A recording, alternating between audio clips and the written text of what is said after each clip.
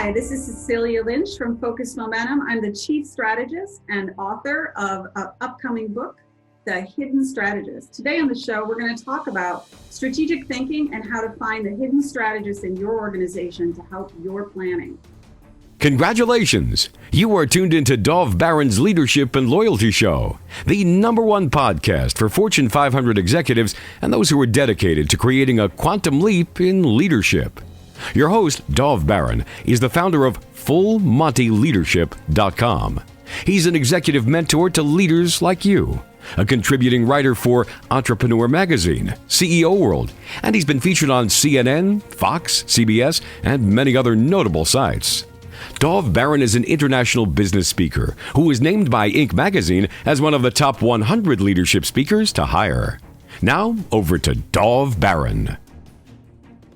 Welcome, dear friends, fans, and fellow aficionados of leadership excellence. Thank you for joining us on this episode of Dov Baron's Leadership and Loyalty Tips for Executives, part of the Full Monty interview series. I'm your host, Dov Baron, founder of Full Monty Leadership. I'm here to assist you tapping into the one thing in your business that changes everything. Today, we're going to be taking an insider look at why strategic thinking is so challenging for most leadership teams. Remember, you can chat about this show or any of our past episodes in our Facebook page by simply going to Dov Baron's Leadership and Loyalty Tips inside of Facebook. So just get yourself over there and chat about this show. If you're a new listener, a new viewer for the show, thank you for joining us. Strap yourself in. We're about to go full Monty. Remember, you can find us on iTunes, Spotify, iHeartRadio, wherever you tune into podcasts. We always need your help in staying relevant, though, so please get yourself over to iTunes, rate, review, and subscribe to the show. You can also catch us on traditional radio stations across the United States every Monday and Thursday, all the way from Georgia to Colorado. Also look for us on Roku TV, where there's over 100,000 subscribers. If you're a regular listener, big thank you to you for making us the #1 podcast globally for Fortune 500 listeners, with a potential reach of 2.5 to 4 million listeners for every show. We're honored and grateful to be cited by Inc.com as the #1 podcast to make you a better leader.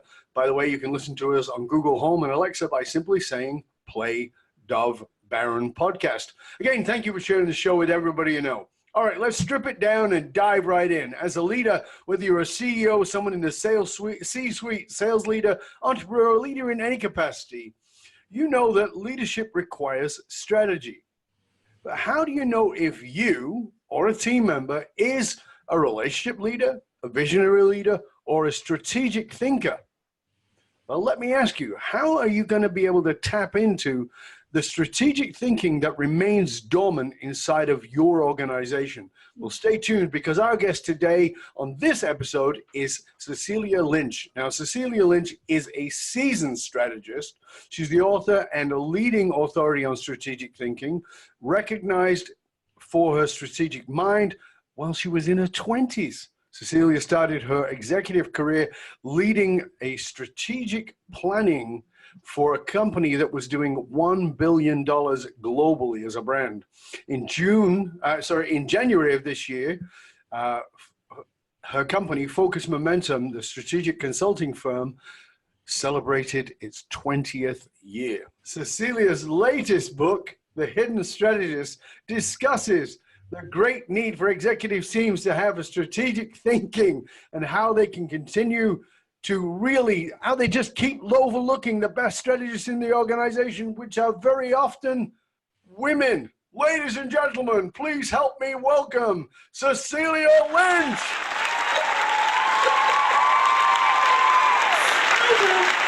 Welcome. Good to have you here. I've plugged my way through the intro, but I'm glad you're with us. That's a lot to say, yeah. It is. I'm really glad you're here. Thank you for joining us. Thank you. So, in many ways, strategic thinking has become this sort of catchphrase. Yeah. Help us get clear, first of all, as simple as you can, what's the best definition of strategic thinking? Because it's a word that everybody's throwing around. Yeah. So a lot of times I think people think that strategic thinking is just fast thinking, and it's really not. Strategic thinking is really when you start at the end and work your way back. Oh. So most business leaders, most people in business or even in nonprofits spend an incredible amount of their time in what I call the transactional mindset, where they are dealing with issues and problems daily to keep moving forward in an incremental way. Mm-hmm. But strategic thinking is really about the opposite of that. It's about thinking, where do we ultimately want to go? What's our ultimate destination? And based on where we are, what are the right alternatives to get there? And when you shift to a strategic thinking mindset from kind of that problem solving, incremental planning mindset, you see the alternatives differently. So one may get you a step forward, but is that really the right step for you, or is it going to start to move you off into a tangent? So that's kind of the biggest difference, is that strategic thinking is really about thinking about the end first, and not what you need to do to solve a problem today. So really thinking with the end in mind first, and then chunking back into what it is that we need to do. And that's a way for us to stop going off course as we move forward. Or spending a ton of time debating on which of the next incremental steps is the right one, when it's really clear that one of them is a better decision than the other. Why is strategic thinking so challenging for most leadership teams? Good question. I think it's because it's not a muscle we use a lot on a daily basis. So when I work with leadership teams, they're stretched, they're exhausted. They often are very quiet when they've been pretty active, and they're very, very engaged. They get set back a little bit, and it's a muscle we don't use. I mean, we spend so much of our day kind of thinking about, okay, what do we need to do? We think we have this game plan to like be productive and get those things off our list. And then somebody comes in and says, hey, I need you to help me with this. And there's a problem that you have to solve. And so those are the muscles we use on a daily basis. We're very focused on problem solving as a culture, I think. And we're very focused on, being helpful and, resolving issues for ourselves and for others. And as leaders, we're often thought the role that we think we're supposed to play is the person that answers questions, provides direction. And that's a muscle that people are really used to using. And so strategic thinking is kind of the opposite of that. It's the person who says, and asks a question,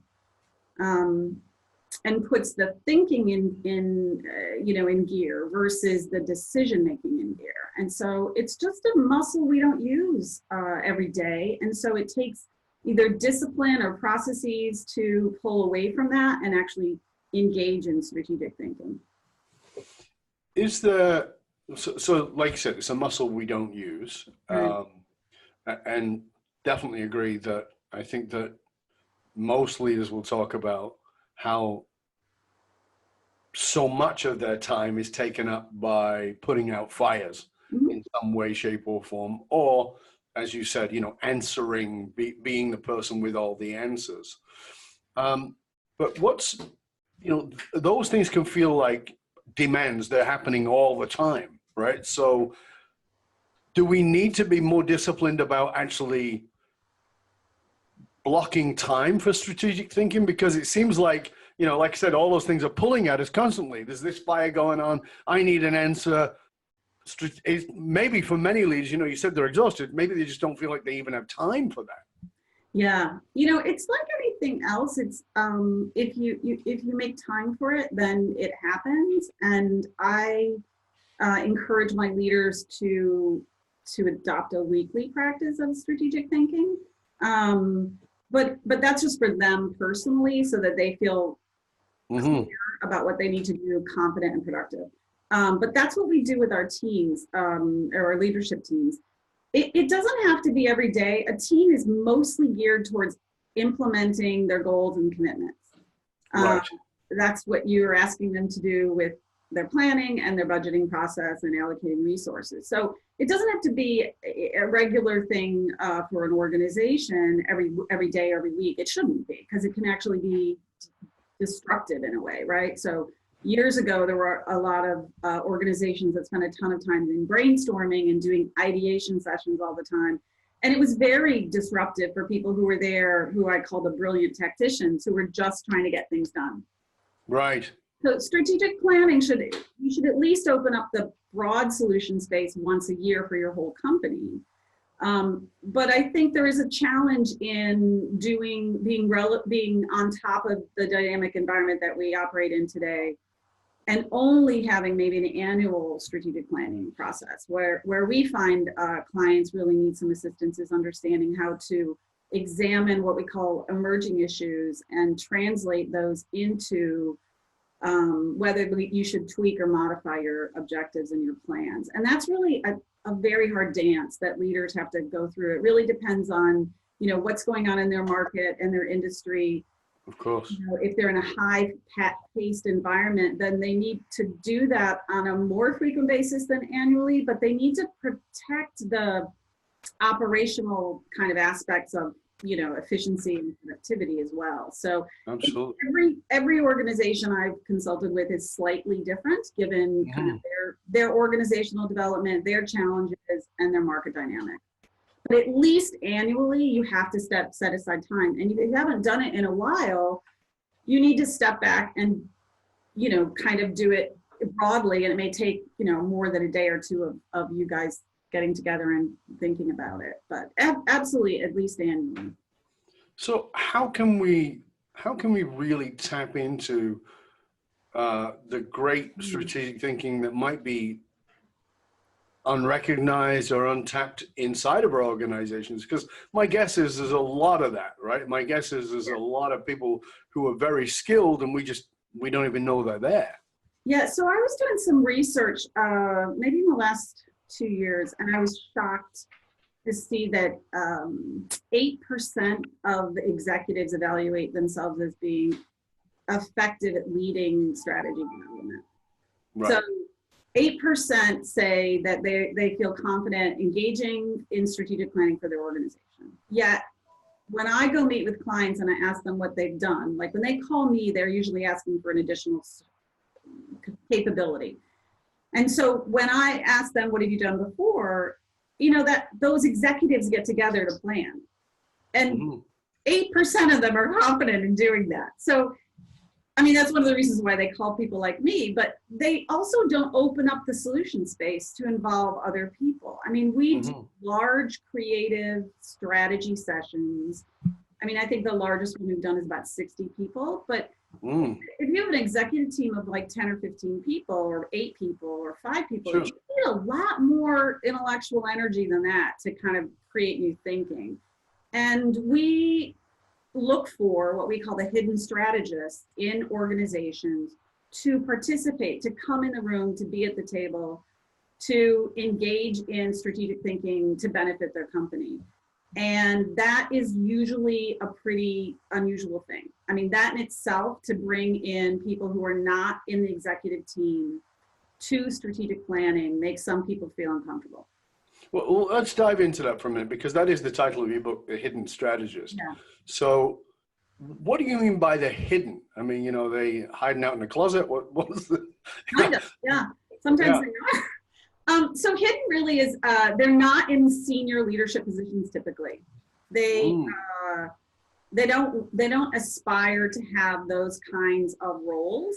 They're really passionate about the business and about acting on the business, and they see executive leadership roles as being too far removed often. So when you circle the wagons and bring just your executives into a planning session, you miss them. And they're hidden from you. So that's one of the reasons I call them the hidden strategists.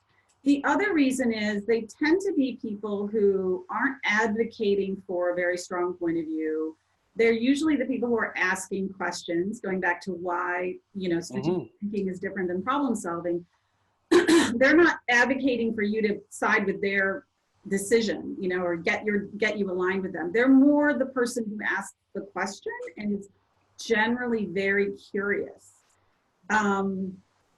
They also are people who are incredible students of their market. One of the CEOs of one of our larger companies used to say, you all must be students of the market. And he was basically saying, you all really need to understand and be engaged in this business. And I've always been shocked by how many people are working in an enterprise and know very little about the business itself. Tell me what you mean by that, because I think that's going to be a fascinating point for somebody listening or watching us. Oh my God, I have the best story. Yeah, please. Years ago, when I worked for Levi Strauss, I was, this is before I became the finance and planning director of Dockers, but we were working, God, our, iconic company, great company. I was working as a business analyst. I was helping the merchants in the organization understand kind of their financial statements and understand what kind of decisions those indicated. And so, or what kind of reality was going on in their business. And I had a peer who was not as strong on the business end. And it pulled me aside. This is like, she'd been there for 15 years. I'd been there for like 18 months. She finally pulled me aside and she asked me, what is the difference between a knit and a woven? 15. And I was like, what? And she said, we were garment makers. We made clothes. And she did not know the difference between a woven shirt, which for everyone, that's what you're wearing, and a knit shirt. I'm wearing a sweater, it's knit. She did not know, nor did she ever think to ask in the 20 years that she's been there, what is the difference between those two things? And I was blown away. And that to me was a wake-up call. Like, just because you get a paycheck and you've spent, in her case, 20 years, and who knows, she probably was there for another 20, doesn't mean you actually are interested in or know anything about the business. You do a job that's this big and you get paid for it. Sadly, there's a lot of people like that in companies, but you as a business leader know those people that are beyond that. They are the people, I mean, that's how I got pulled out of obscurity into a strategy position at 29.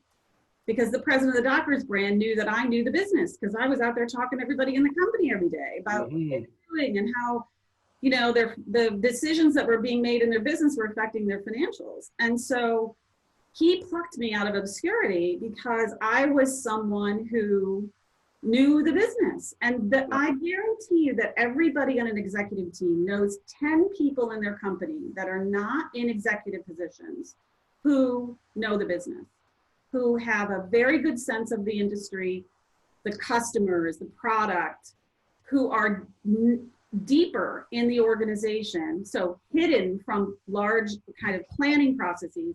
And those are the people that we pull into strategy conversations. And they often our clients are surprised that we want those people.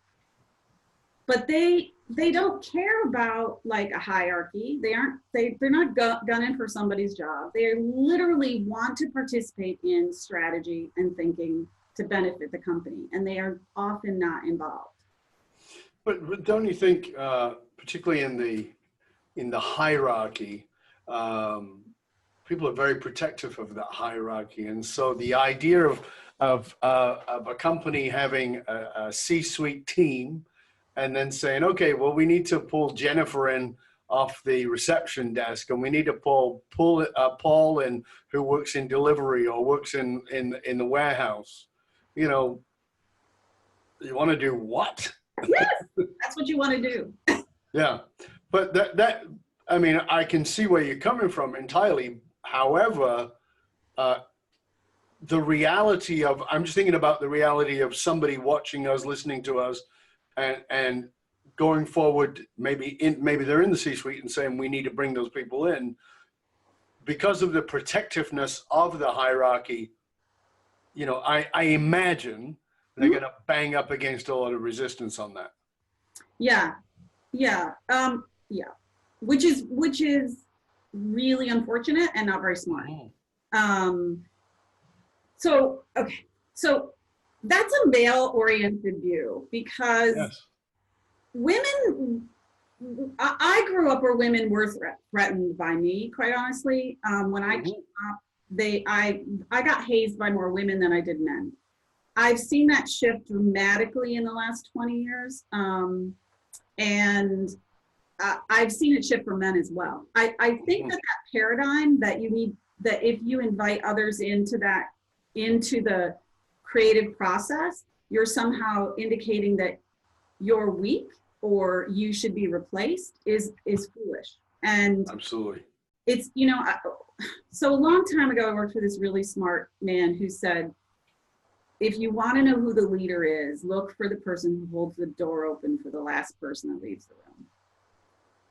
And that may not be the leader de facto, it's the manifest leader. And that is what we aspire to now, and what we've gotten a lot smarter about as companies, I think. So I think there's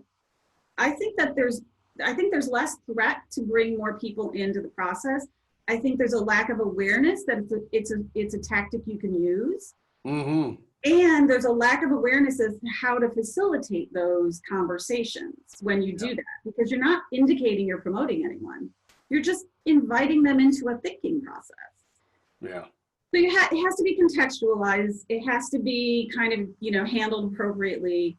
And there's a lot of thinking that needs to be done after the creation of the process, which you can then use those people to help do the work, quite honestly, while you go back and lead.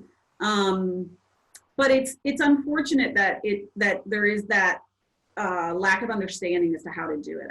When that happens, there's usually very little resistance. They just have never thought about it. Yeah, that makes sense. Yeah. So you brought up something, let's go to that, which is that the research shows that often women don't rise through the ranks because they haven't seen themselves particularly as strategic thinkers. Is it women that are undermining themselves, or are they overlooked, or are they set up to fail, or is it, are they in their own way? What is it? Right. It's probably a lot. I don't want to talk for all women. I'll tell you the stories that I know from my own experience and from the research that I'm doing for the book.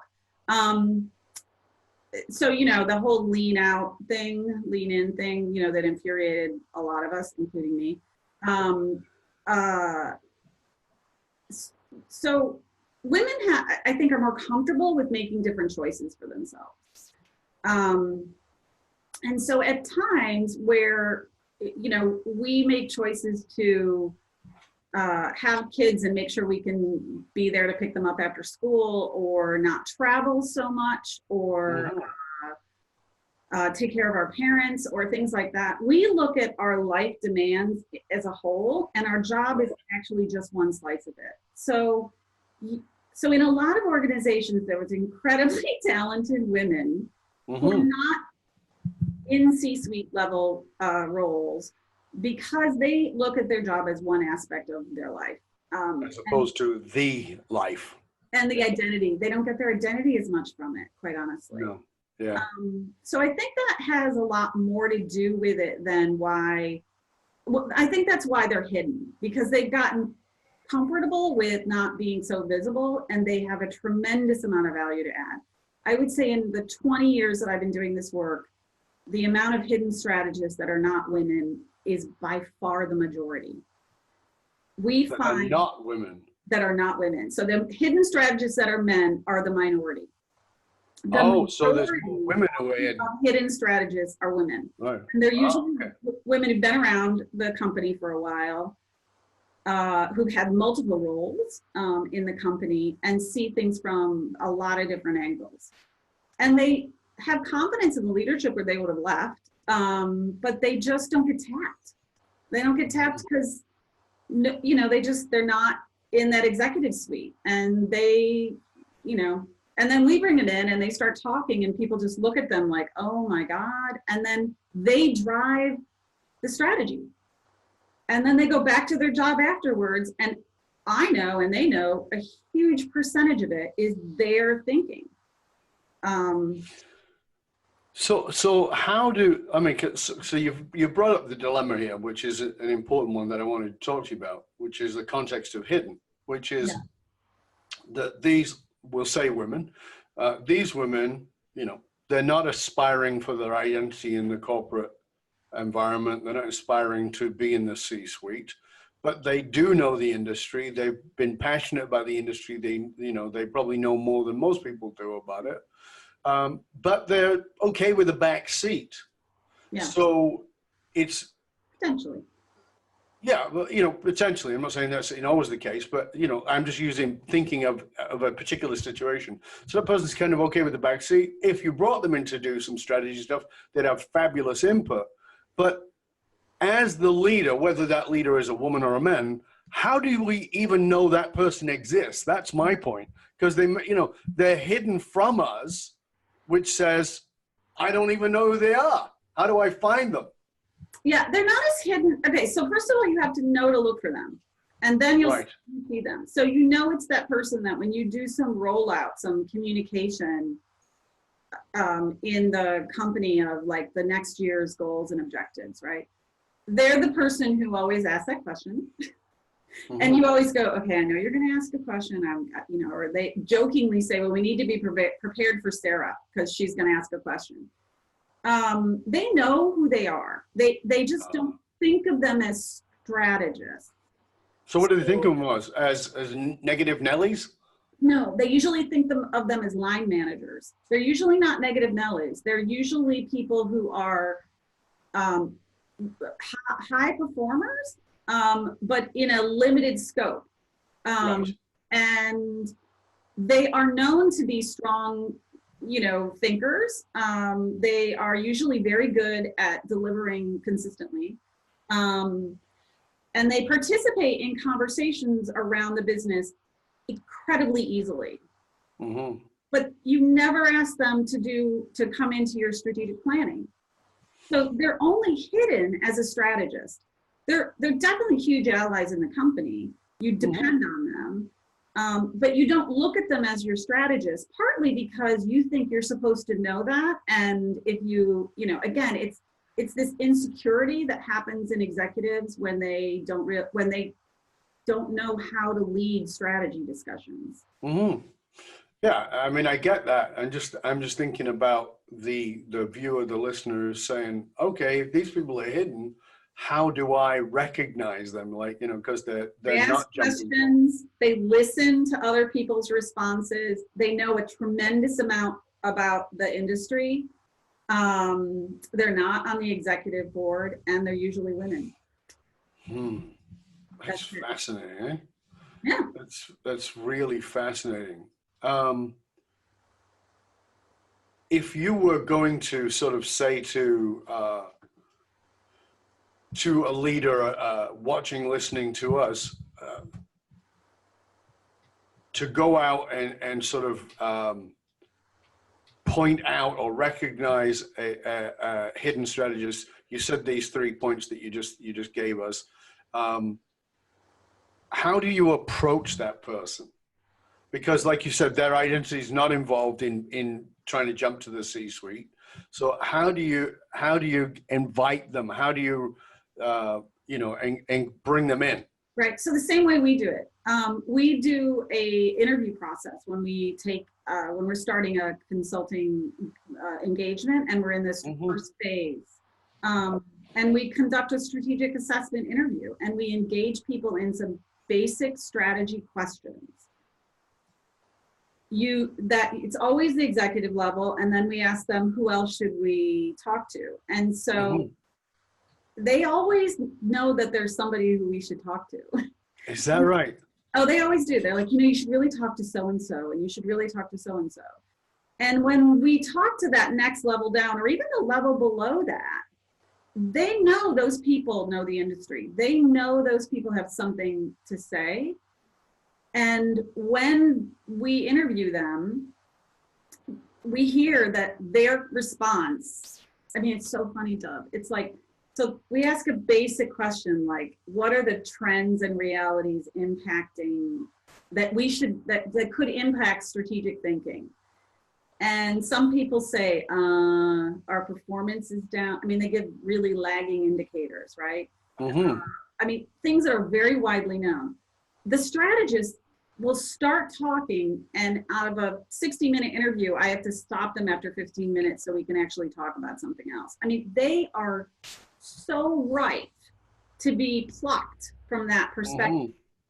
And that's how you know, because they have an endless amount of information and perspective And that's when I come back and I was like, okay, well, there's our strategist. There's our hidden strategist. Right. And luck, sometimes we'll have a couple. Or when I ask the question about, if describe what success looks like. If you give me the picture of what you understand success to be, and they say, well, we don't really have a clear vision, but my vision is, and they just hold forth. Those are the people who are great at managing kind of functional areas will say, well, our vision is, and they'll literally grab a piece of paper and read it from some document that has been generated. Mm-hmm. Those are great line managers. They're just not great strategists. They're not the people. So those are those people that are flexing those big problem solving, incremental thinking muscles 99, 100% of the time. And the thinker has the ability to use other muscles. Right. And the interview process is what does that. So, we really encourage people to take a different approach to their strategic assessment. Often they look at what I call lagging indicators, which is how well did we do against last year's objectives. Right. And they don't do anything that involves any external engagement, like what's going on in the world around you. What are the market forces that are at play? What are the trends and realities that you think are going to impact your business that you don't hear anybody talking about? Mm-hmm. Those are how those people have a ton to tell you. Right. That's who they are. So you have to ask. You have to do some research on your own, which is what we always do. But I think, you don't have to hire a consultant to do that. Well, you talked about how there was a boss who saw something in you. Do you think that you were quite naturally always a strategic thinker? Yeah, I came out that way. Yeah, I definitely did. I think my first word was why. Right. My son's first word was cake. Cake. Cake. Oh, look, he said cake. I know. No, I do think that there are people who are just born strategists. Certainly I was a born strategist. I have friends I just have a friend that came back over from France during the holidays, and she was laughing that I'm the same person, that I was, 30 years ago. I was like, of course.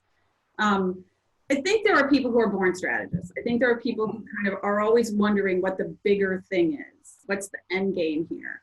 However, I don't think it's something that I think it can be taught. I think that's what I wrote my first book on, was giving people the basic models to think more broadly about things. But I do think that a lot of the hidden strategists in organizations that you want to tap are the natural strategists. They're always going to do what they're doing wherever they are. They're big problem solvers in their families. They're the big, volunteer, kind of leaders in their church or in their community and stuff like that. They tend to lean into those bigger areas, and they have a lot to offer.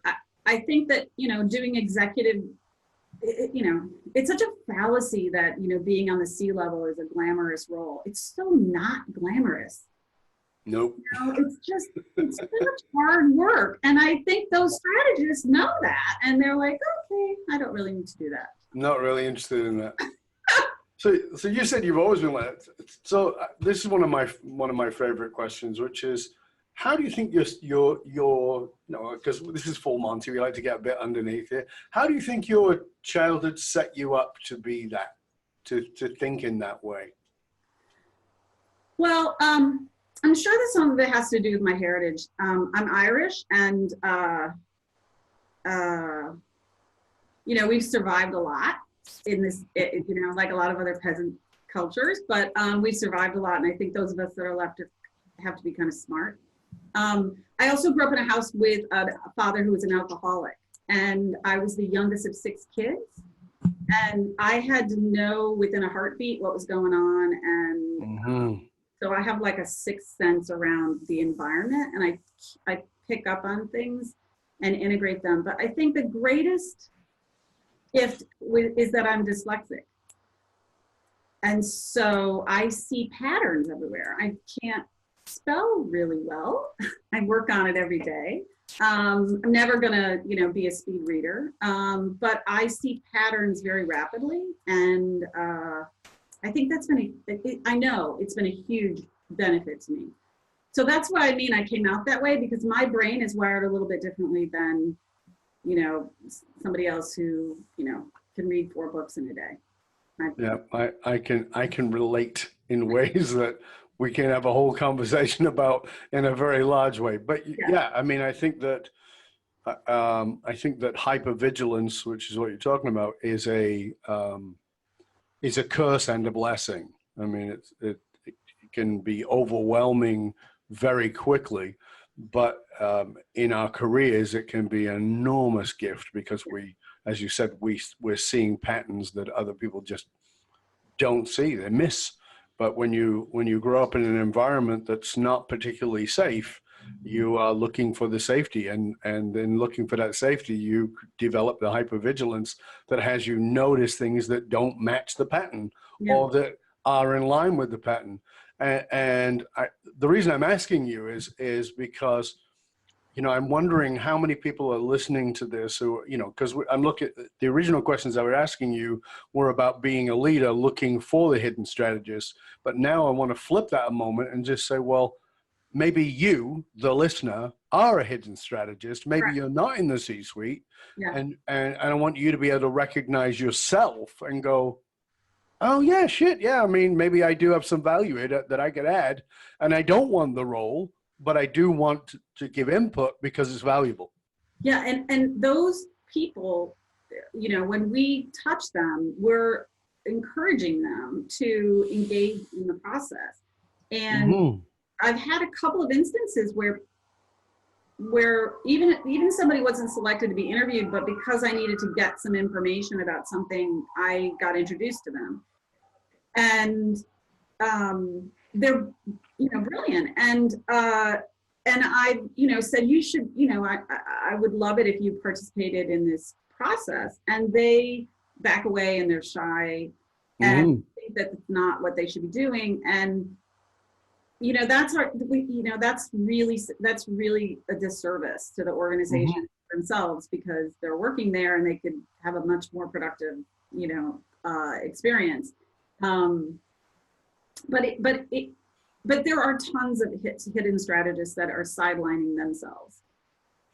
Yeah, that's the point I was trying to get to here, is wonder how many, because we can blame the ego of the person in the C-suite, we can blame their insecurities, we can bring all those things to the front. But I wonder how many people are highly valuable strategic thinkers who are not stepping up at themselves. Yep. And all they have to do is ask for a meeting. All they have to do is say, can I talk to you for a few minutes? That's how I got recognized. Let's talk a little bit about that. How did you get recognized as that? Because that wasn't your role initially, right? Oh gosh, no. No. So tell us how you got recognized. What was the turning point for you? So there was so I was very, I was one of those people that was doing my job. I was running I had 15 meetings a month with the core part of the business, people running through the business financials and talking about kind of what I will call lagging indicators, and exploring with them, do you need to change how you're making decisions? So I was already kind of showing my strategist, because instead of just saying, here's your financials, I was saying, so this could mean this. Is that what it means? So I was doing that questioning thing. Right. So I worked with all of the divisions at Levi's, and a position came up for finance and planning for the Dockers brand, which is the head financial person inside the business. So there's only, at that time, there were only a handful of those. And it was kind of the position that everybody who was working in the accounting field kind of got to eventually in their career. And I was 29. And so the position was open. I got cornered in an elevator by a president of a division and a senior merchant of another division. And this man, Tom Caston, who's the president of the women's wear division, turned to me and said, you need to apply for that job. And I said, what? And then the merchant in the rooms, in the elevator with us said, yeah, you need to do that job. That would be great. And I was like, what? And of course, my boss was going for that job. Your boss was going for it. Yeah, and she was a very good friend of mine. But when a division president says, you should apply for that job, I did. And of course, because I didn't think I was going to get the job, because it was, you know, my boss's job to get, and other people who had been there for 15 years. And again, I'd only been there for like 18 months. You know, I went into the interview completely myself. I was relaxed. And, you know, we went through the interview process, and at the end of the interview, the head of the division turned to me and said, do you have any more questions? And I said, yeah, so why aren't we using some of our finishing plants why aren't we selling some of our, or, you know, we're not at full capacity. Why aren't we actually white selling some of that to Calvin Klein? I mean, they're, you know, the DNR says, which is the trades.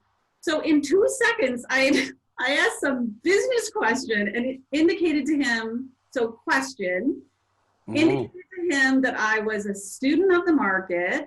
This is funny because I hadn't thought about this yet. And when he answered my question, I listened really intensely, and I said, okay, I get it. All right. Well, that's it. I don't have any more questions. Thanks. And I left the room, and he hired me. He was like, Fabulous. Nobody in that role has any sense of the business. Nobody's actually, I want someone who's more than a numbers person. I want someone to drive our, you know, our planning process, our future planning process. And so I got the job. Fabulous. Yeah. It was fabulous. That's so cool. Yeah. Those two men were awesome. Tom Kasten and Bob Siegel. They were great leaders, really great leaders. They looked for talent everywhere. So they did what I think every other leader should do. They're constantly looking for who are those hidden talent that I haven't tapped into. Yeah, they were great. That's so it's interesting because, you know, you're talking about women being these hidden strategists, not totally, but dominantly. And yet, you know, you're talking about two men who were able to see that. You know, we've had this discussion on other shows where I've interviewed women. I'm a big supporter of women and equality and all these kinds of things. But oftentimes in the conversation, it comes back to women not supporting women fully to step into those roles.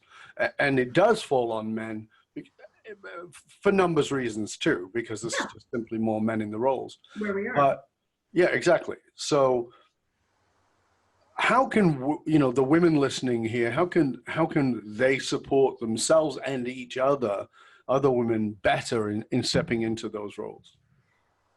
They can recognize their peers who are the hidden strategists. I mean, I can't tell you how many friends of mine have said to me, you know, you're just it. You're brilliant. You're that thing, right? And these are moments where I don't feel that way. These are moments where I'm struggling because God knows in 20 years of business, not all that's glorious.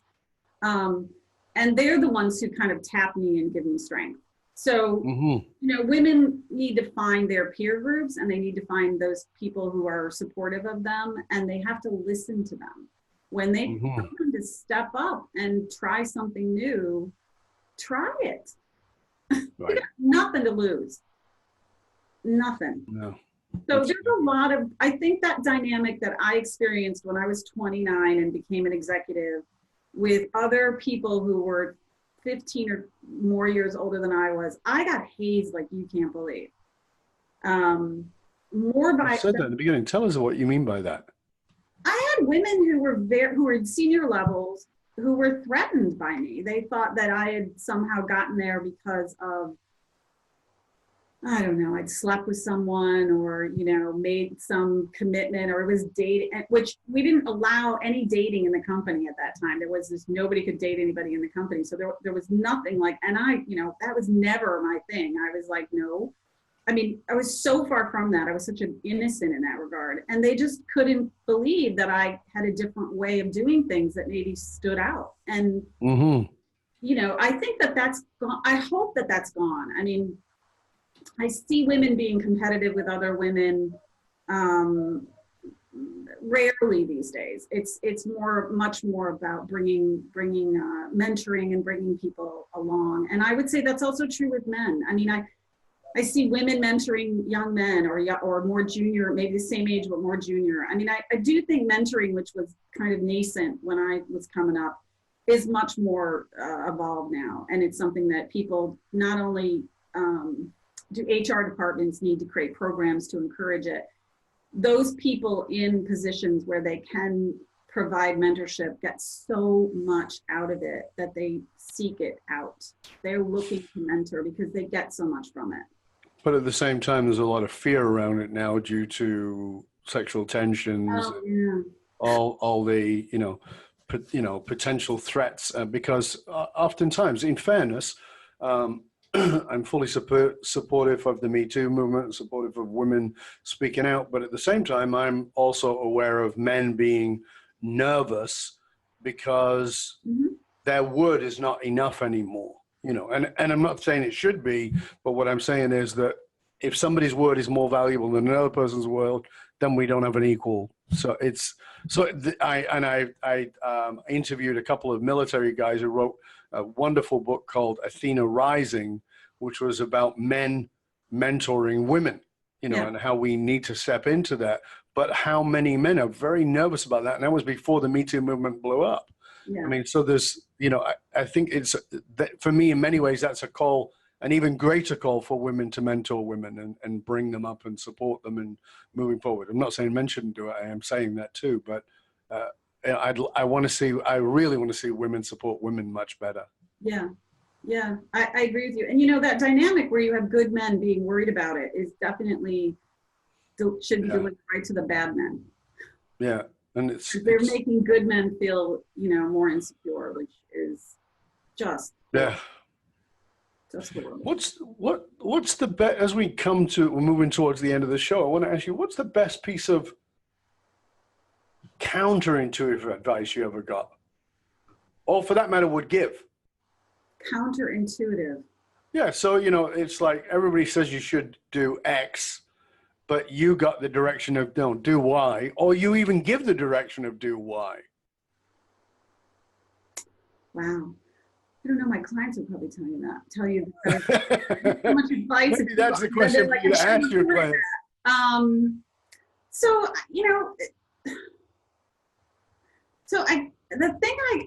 The counterintuitive advice that I give people a lot of times is when you're planning for the future and you are creating a long-range strategic plan, you're not going to understand how all of it is going to come to bear, and it's a bet. And if you try to look at metrics to indicate that you've made the right bet, particularly in the first couple of years, you won't see it. Very rarely do things get hit out of the ballpark. And you just have to have faith. You have to have faith in your planning, in your thinking, in your people. You need to be flexible and responsive, but sometimes it takes time. And as an entrepreneur now celebrating my 20th year, I mean, that's what I had to do. I mean, that's what you've had to do. I mean, sometimes you just have to have faith and keep working. There's no mystery to success. There's great people, good processes that help you figure out what to do better, and then a lot of hard work. And you got to have faith in it. And it's, I think the part that we do that's different, that helps our clients, is we allow a lot of people to be involved in the thinking process so that a lot of great creativity gets unleashed. You said something there that I think is a fascinating piece for people to grab onto, which is the counterintuitive piece, which is these contradictory messages in the traditional sense of that we think of strategic thinking over here, and we think of faith as very much over there, that those two things would not seem to go into the same box at all, right? So strategy is like, well, what's our strategy? Over here is you got to have faith. Is like, hold on a second, we got strategy or faith? Because those two things don't seem to come together. What would you say to that? They're the same thing. When we do strategic planning, we never do it based on just data. I mean, right. It's all about the heart. It's all about what people believe and what they really want to do. If you get heart, you'll get their minds and their legs and their hands. So, if you're spending your time working every day in an organization or building your company, it's all about what you care most about. And if we can create a strategic plan that you believe is going to achieve goals and has like a sense of purpose that you're committed to, which is where the heart comes from, then you'll do it and you'll feel great about it. And that's why I do what I do, because I don't really want people to just go to work to punch. I don't want somebody to work in a company for 20 years and not know what the difference between knit and woven is. Yeah, that's a good point. I want them to know and say, I like knits better than woven, and here's where I think the company should go, and I'm going to study woven so I can understand them. I want that. And to do that, you have to get people to kind of give over a little bit. You have to get past the structure. You have to get to the heart, and you got to really get kind of commitment. But I actually love that you tied those two things together so people can grasp the strategic and faith and belief and love of are not separate from. They're actually one feeds the other if you do it right. And that's really important. Yeah. Cecilia, as we draw to the end, tell us, what brings you joy? Oh my God, what brings me joy? I live in San Francisco. It is the most beautiful place in the world. So what brings me joy is being outside in nature with my dog, because that's when my brain gets released, and then that's where I do my best strategic thinking. I get it. Yeah. What's your guilty pleasure? Turner Classic Movies. Oh, really? Oh, I'm a huge classic movie fan. Any sort of ones that stand out? My favorite movie is The Best Years of Our Life. Who is that? Tell me. It's a movie about post-World War II, and it's about 3 soldiers coming home. Oh, wow. As timely today as it was when it was done in 1948, 1952, I don't know. Wow. Yeah, it's a great movie. If you haven't seen it, I highly encourage you to see it. Thank you. That's great. Yeah. So as we come to the end of the show, I would like to ask you to share with our viewers, with our listeners, a piece of practical advice, something they can go away and do, preferably in the next 24 hours, but certainly the next working week. If there was one thing you could get them to do so that what we've talked about here would really hit home, what would it be? So if you're working in an organization and you think you're a hidden strategist, make an appointment to talk to somebody about some of the ideas that you have. And if you're in a leadership role, make an appointment to talk to that person you know is the strategist that you just haven't engaged, because you know who they are. That's really good. That's really good, simple advice. This has been fabulous. Really enjoyed our conversation. Please tell our viewers, our listeners, where they can find out more about you and all the wonderful resources that you have. Sure. The name of my company is Focused Momentum, FOCUSED, Momentum. And you can go to focusmomentum.com, and we have lots of tools there and resources, and you can get any of our resources or reach out and contact me. Fabulous. And of course, we will post that in the show notes and make sure that everybody gets to know about that. This has been a real joy. Thank you so much for your time. Thank you for all of your investment. I hope you'll stay with us to the end. And I want to remind you, dear listener, as always, that information is worth the hole in the donut. It's the application of the information that makes the change. It's important for you to listen back, play it back, take some notes, and then look at how can you put this in action, because that's what will change everything. Remember, you can chat about this show or any past episodes inside of our Facebook group on Dov Behrman's Leadership and Loyalty Podcast. Just go and have a look there. And remember, the research consistently shows that even the most fastest growing companies face the challenge that they often spend a fortune attracting, training, and developing talent, but they also have them leaving at an alarming rate. If you're sick and tired of investing in the training and development of your talent, only have them leave before you get your ROI, and come talk to us at Full fullmontyleadership.com, where we provide the essential leadership skills to rekindle and amplify the hidden loyalty assets inside of your organization by tapping into purpose. fullmontyleadership.com, providing you with the concrete soft skills to get you and your organization to the top and to keep you there. Why? Because you can't outsource authenticity. Also, remember to stop by the Matrix, matrix.fullmontyleadership.com. You don't need the triple W, just matrix like the movie, .fullmontyleadership.com, and get your authentic leadership matrix self-assessment tool. It's valued at $197. You get it absolutely free. Find out where your real strengths are in leadership. And to find out more about hiring me, Dov Baron, as a speaker or strategist inside of your organization, you can simply go to fullmontyleadership.com. You can go /consulting or speaking as you choose. Thank you for sharing the show with everybody you know. Till next time, stay curious, my friend. Stay curious about the hidden strategists inside of your organization. Maybe you are one, and maybe you know one. Invite them in and grow your company. I'm Dov Baron, and I'm here to assist you tapping into your deep greatness to reach that next level of clarity, focus, purpose, and profit inside your business, your life, and your leadership impact. And I am out.